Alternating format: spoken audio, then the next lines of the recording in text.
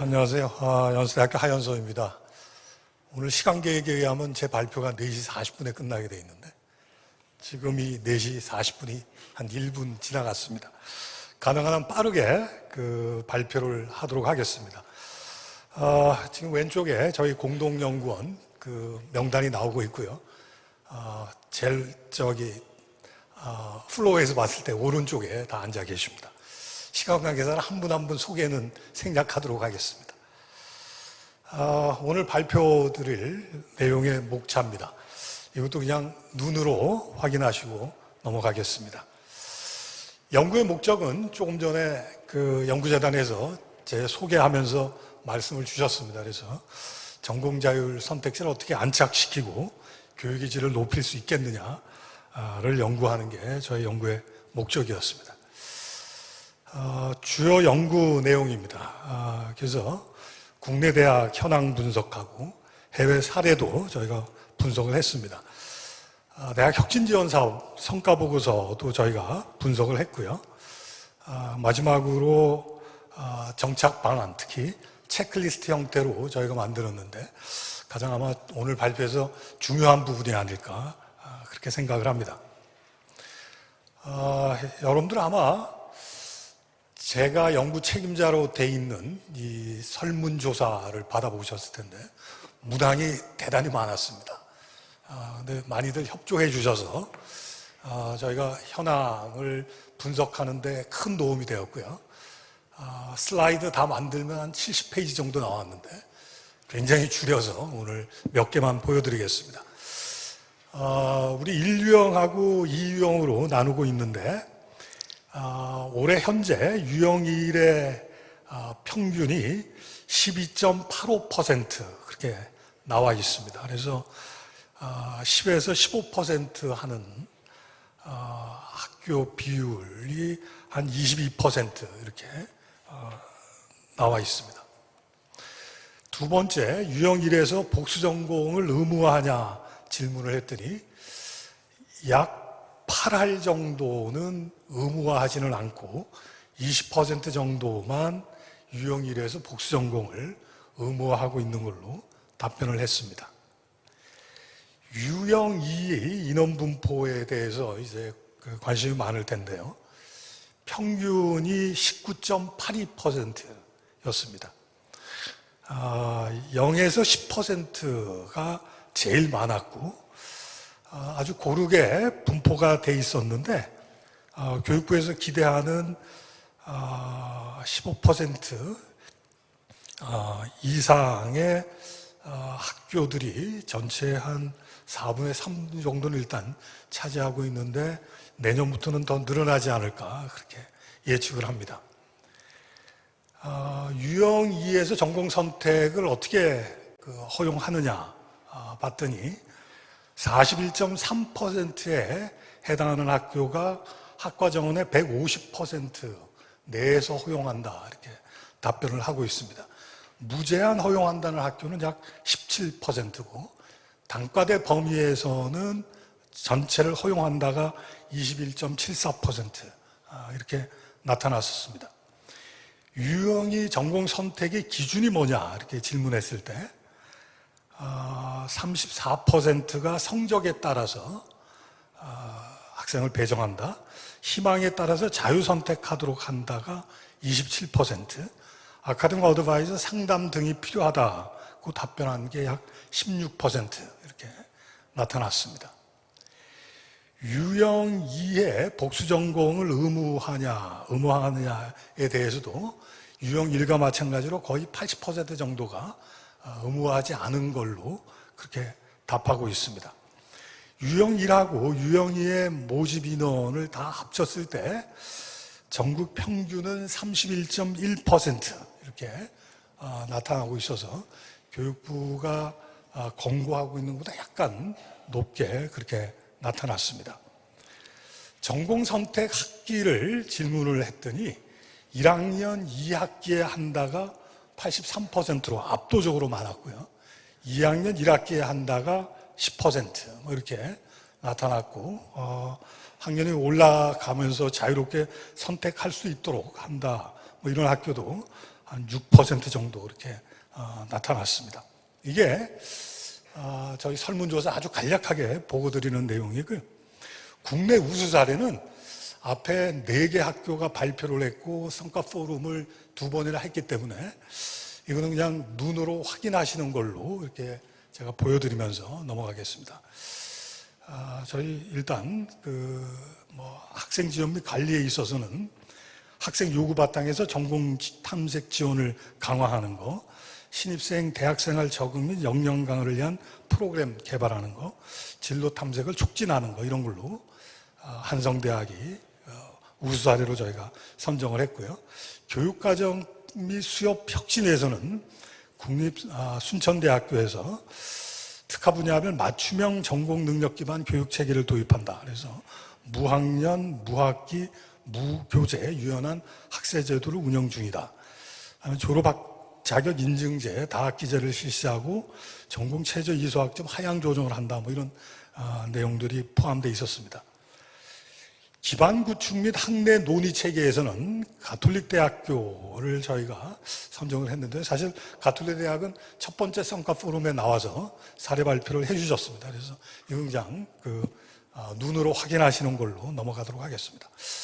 조금 더 중요하게 말씀드리고 싶은 게 해외 사례가 되겠습니다. 사실은 이제 저희가 인터넷이나 이런 걸 통해서 해외 사례를 굉장히 많이 수집을 했고요. 그게 부족해서 연구진 중에 일부가 이제 비행기를 타고 날아가서 하버드 대학하고 가장 혁신적이라는 애리조나 스테이트 유니버시티에 가서 인터뷰를 진행했는데 두 학교 다 하루 종일 인터뷰를 진행할 만큼 굉장히 적극적으로 저희한테 정보 제공을 해줬습니다. 그래서 전공자격 선택제가 성공할 수 있는 이런 요소들을 저희가 좀 정리를 했는데요.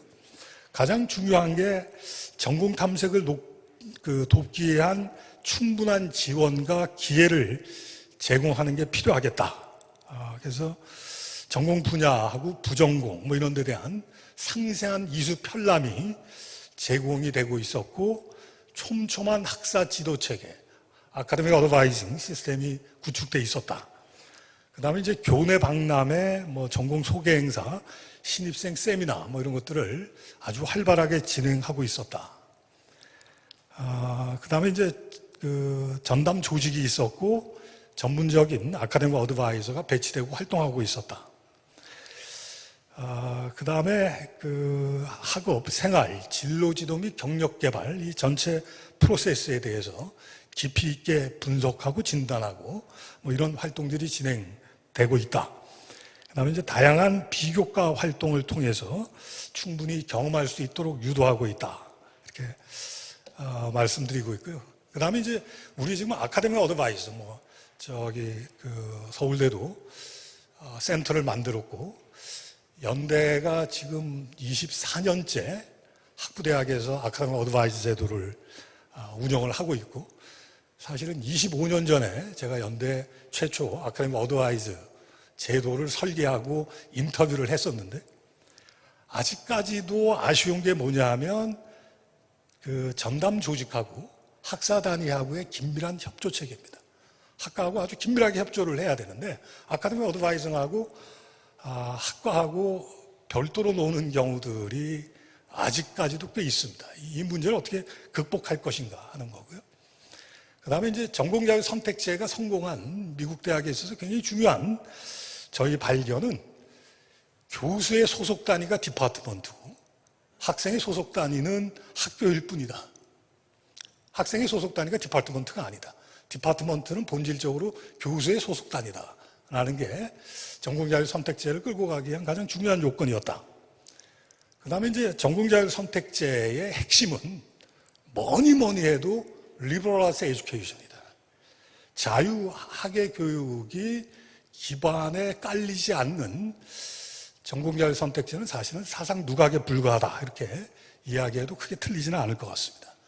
그 다음에 이제 레지던셜 칼리지 시스템이 체계화되어 있고 미국의 이제 사립대학이나 주립대학들 거의 학생들이 특히 신입생들 대부분이 기숙사에 살기 때문에 기숙사를 통해서 학사 지도라든지 이런 것들이 광범위하게 이루어졌다. 또 하나 아주 강조하고 싶은 게 뭐냐 하면 전공자율 선택제 운영에 있어서 교수가 적극적으로 참여한다. 하버드 가서 설명을 듣는데요. 하버드 한 학생이 입학해서 졸업할 때까지 아카데미 어드바이저하고 튜터가 9명이 달라붙는 데입니다. 그리고 프레시맨 세미나를 하고 그 다음에 오픈하우스하고 전공 페어를 하는데 제가 굉장히 놀란 게 하버드의 시니어 교수들이 프레시맨 세미나를 하고 학생들 전공 페어하고 그런데 다 들어오는 거예요. 그래서 제가 하버드 딘한테 이렇게 질문을 했습니다. 세계 최고의 연구 중심 대학 아니냐. 그 다음에 하버드에 있는 교수들은 연구력에 있어서 세계 최고의 교수들인데 정말 이 양반들이 1학년 학생들의 전공 선택 지도를 위해서 이렇게 참여하느냐. 그랬더니 답변이 아주 단순합니다. 하버드 교수들은 그걸 아주 당연한 걸로 받아들인다. 그래서 제가 한국 돌아와서 저희 미래 캠퍼스에서 교수님들한테 이거 무지무지 강조하고 있습니다. 우리 연구한다고 학생 교육 등한시하지 말자.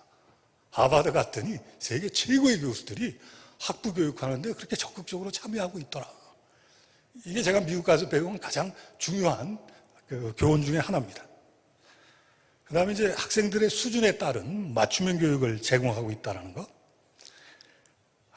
그 다음에 이제 이 미국에 저랑 인터뷰했던 사람들이 다 이야기한 게 뭐냐면 전공 자율 선택제는 상당한 자원이 소요되는 제도다. 학생들에 대한 서비스를 제공을 하려면 그리고 가장 중요한 한국에 이걸 하려고 하는 대학들한테 뭘 레코멘드 하고 싶냐라고 하버드에서 질문을 했더니 하는 이야기가 예산 시스템이 유연하게 작동해야 학생들의 수요 변화에 대학이 적응할 수가 있을 거다라는 이야기를 해줬습니다. 이게 이제 해외 사례 시사점으로 말씀드릴 수가 있고요.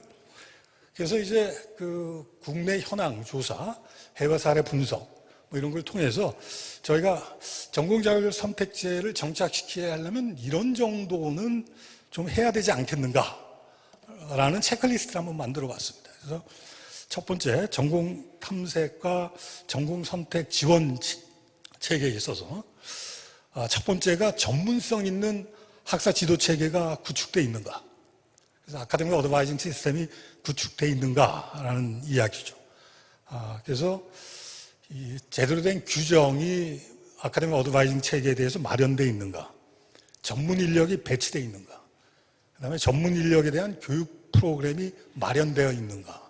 이게 이제 핵심적인 내용입니다. 나중에 저희 보고서 보시면요, 체크리스트가 꽤 깁니다. 근데 오늘 이제 발표를 위해서 핵심적인 내용만 제가 골라놨는데 아마 제 생각할 때 오늘 제가 말씀드리는 내용은 전공자율 선택제가 정착하려면 거의 필수 불가결하게 갖춰야 되는 그런 내용들이 아닐까 이렇게 생각을 합니다. 그 다음에 이제 학생이나 학부모들이 전공자율 선택제에 대한 정보에 굉장히 목말라 있습니다. 그래서 그 대학 홈페이지에 사실은 전공자율 선택제 관련 구체적인 내용들, 선택 가능 전공의 범위라든지 전공 선택 시기라든지 학교가 학생을 배정할 때 뭘 고려한다든지 이런 것들이 아주 투명하고 광범위하게 공개가 돼 있어야 되지 않는가. 입학 설명회에서도 이런 내용들이 포함돼야 될 것 같고요. 학교 유튜브나 SNS 등에도 이런 내용들이 있어야 학생들이 불안해하지 않고 대학을 선택할 수 있지 않을까 이렇게 생각을 합니다. 합격한 다음에 입학하기 전에도 꽤 정보 제공을 위해서 노력을 해야 될 것 같습니다. 그래서 학생들이 전공 선택에 대한 계획을 세울 수 있도록 관련 정보를 홈페이지나 이런 걸 통해서 계속해서 제공해야 될 것 같고 전공 선택 OT를 시행하는 것도 필요해 보입니다. 그 다음에 오늘 이제 그 사례 발표에서 거의 대부분의 학교들이 말씀을 주셨지만 전공 탐색 과목하고 진로 지도 과목이 정규학기 교과목으로 개설되어 있는 게 필요한 것 같습니다. 그 다음에 이제 전공 탐색을 돕기 위한 이수 편람이 제대로 제공이 돼야 되고요. 그 다음에 이제 교내 박람회, 전공 소개 행사, 신입생 세미나 뭐 이런 것들이 제공이 돼야 될 것 같습니다. 하버드 가서 굉장히 재밌는 이야기를 들었는데요. 거기는 2학년 1학기 끝날 때 전공을 선택하게 되어 있답니다. 이제 1학년 2학기부터 전공에 대한 그 소개 행사가 시작하는데, 그 친구들 신입생들이 전부 다 기숙사에 다니까 기숙사에서 한 이 정도 시기 되면 이제 매일 밤 행사가 벌어지는데, 그 행사가 뭐냐면 하루는 이코노믹스, 그래서 그 하버드 경제학 교수들이 다 모이고 경제학에 관심 있는 학생들이 와서 그 교수님들이랑 밥 먹는 행사랍니다. 그 다음 날은 소시알러지가 오고, 그 다음 날은 잉글리시가 오고, 뭐 이런 식으로. 그래서 꽤 그 예산도 들어가지만 상당한 정보가 제공이 되는 그런 행사들을 진행하고 있다고 그래서, 하여간 저희 미래 캠퍼스는 내년부터 하여간 이 다이닝 프로그램을 이제 시행할 그런 예정으로 있습니다. 제가 해외 사례 시사점 말씀드릴 때 언급한 것처럼 학생 지원 전담 조직하고 전공 학사단위 간에 긴밀한 협력 체계가 있어야 될 것 같습니다. 그래서 해당 전공별로 전담 지도 교수가 배정돼 있어야 되고요. 신입생을 소단위로 구분해서 교수, 선배, 멘토, 전담 행정직원, 조교 등이 체계적으로 지원이 돼야 되고, 그 다음에 이제 교수와 선배 멘토에 대해서 멘토링 가이드라인하고 사전 교육이 진행이 돼야 됩니다. 실제로 저희 연대 신촌이나 미래 캠퍼스의 경험을 보게 되면 이게 사전 가이드라인이 없으면 어떻게 보면 체계적인 안내가 이루어지지 않을 가능성도 꽤 높다. 그 다음에 이제 학생들이 굉장히 궁금해하는 게 뭐냐면 그 전공한 선배들의 진로가 어떻게 됐는가. 그게 이제 굉장히 궁금한데, 그걸 체계적으로 분석해서 데이터를 제공하는 학교는 별로 없는 것 같습니다. 그 다음에 제가 이제 좀 전에 말씀드린 대로 전공자율 선택지에 있어서 교수가 적극적으로 참여할 필요가 있다. 그 다음에 이제 전공 선택 과정에 관한 규정을 마련할 필요가 있다. 이렇게 말씀을 드리겠습니다. 미국 대학들도 사실은 규모가 큰 대학들, 하버드처럼 그렇게 크지 않은 대학은 상관이 없지만, 규모가 큰 대학들이 굉장히 고민하는 것 중에 하나가 뭐였냐면 그 친구들 표현으로 리텐션 레이트였습니다. 크게 들어온 학생들을 어떻게 잡아둘 수가 있을 것인가. 이걸 다 이제 고민하고 있었는데, 이 문제를 극복하기 위해서는 멘토링 프로그램하고 밀착 지도 체계가 활성화될 필요가 있다. 그래서 신입생 오리엔테이션이나 캠프가 있어야 되고, 학생 상담 지도 시스템이 구축되어 있어야 되고, 아카데믹 어드바이저가 필요할 뿐만 아니라, 사실은 성공적으로 이 제도를 시행하고 있는 미국 대학들은 학생이 전공을 선택하기 전까지는 아카데믹 어드바이저 영역이고, 학생이 전공을 선택하고 난 다음에는 튜터라고 부르는 그 전공 소속 교수님들의 역할이 또 대단히 중요합니다. 그냥 방목하는 게 아니라 너 이제 들어왔으니까 네가 알아서 해가 아니라 졸업할 때까지 그 과목 선택이라든지 그 다음에 역량 개발에 대해서 계속해서 지도하는 시스템이 필요하다, 이런 거고요. 그 다음에 이제 전공자율 선택지 학생 조직에 대한 그 지원이 이루어지고 있는가도 굉장히 중요합니다. 이게 우리 학교마다 상황들이 다르기 때문에 레지던셜 칼리지 시스템을 의무화할 수는 없지만, 성공적인 해외 사례를 보게 되면 이 시스템을 굉장히 많이 활용하고 있다. 그래서 전공자율 선택지 입학 학생들은 가능하다면 기숙사 생활을 하면서 학사 지도를 받는 게 필요하겠다. 그 다음에 이 기숙사에 있는 학생들을 위한 비교과 활동도 지원될 필요가 있다. 그 다음에 이제 교육의 질 확보 방안인데요. 제일 첫 번째가 교육의 질을 보장하기 위해서, 그러니까 쏠림 현상 때문에 학생들이 많이 가는 전공에 교원이나 재정 공간을 더 확보해 줄 방안이 있는가. 그 다음에 이제 굉장히 중요한 게, 기존의 학과별 교원 TO 배정 방식으로부터 수강생 중심의 탄력적 교원 배정 시스템으로 전환하고 있는가라는 겁니다.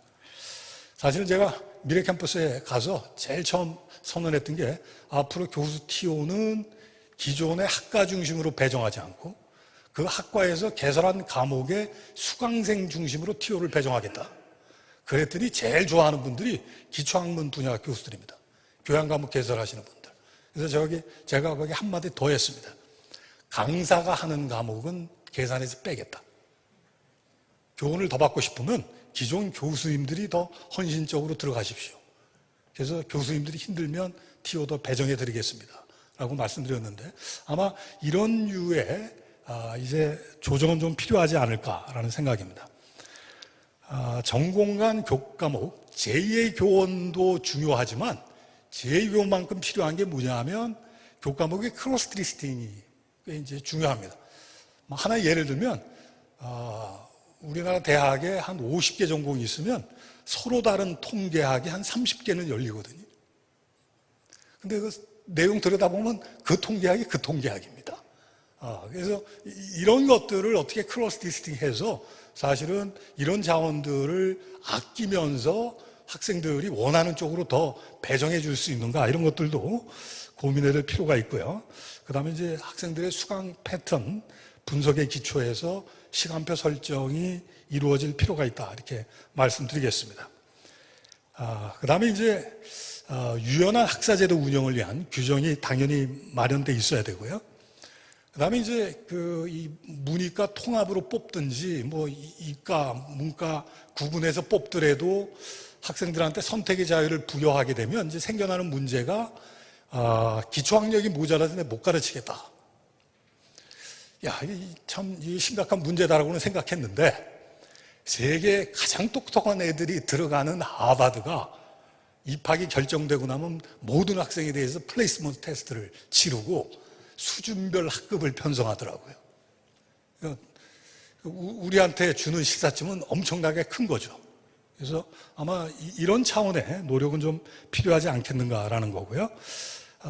수준을 판별하고 나면 수준별 강좌를 편성하고 튜터링 지원이 필요하지 않겠나 그렇게 생각을 해봤습니다.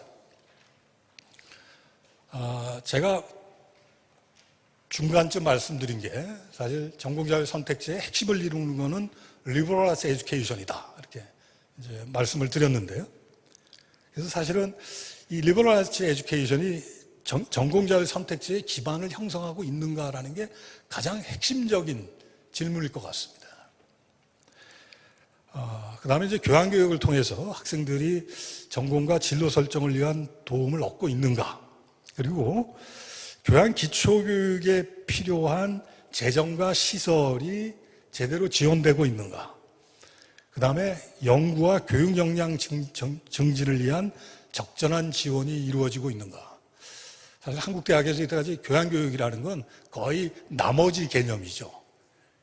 그 다음에 이제 사실은 각 전공에서 상당한 침투가 이루어져 있어서 그게 리버럴 아트 에듀케이션인지 교양 과목 학점수는 채우는데 전공 기초로 거의 반 이상이 가고 있는지 뭐 이런 것들을 우리가 좀 확인해 볼 필요는 있을 것 같습니다. 그 다음에 이제 제가 우리 선생님들한테 항상 부탁하는 건데요.